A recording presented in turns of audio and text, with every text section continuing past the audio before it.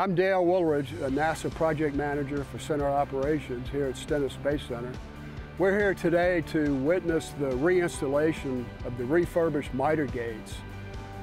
Built in the 60s, the miter gates were in desperate need of refurbishment to maintain a safe operating condition for the locks.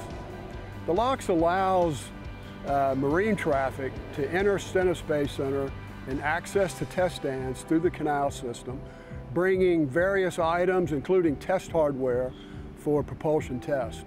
So it's very critical to Stennis Space Center to maintain a good operation. In order to do that, we had to pull the miter gates and have them shipped off-site for very extensive refurbishment.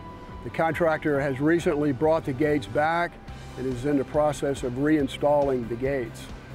Another reason why the Navigation Lock project is critical is because some of the hardware, some of the items that need to get to the test stands can only be brought in by marine traffic, not across the roadway.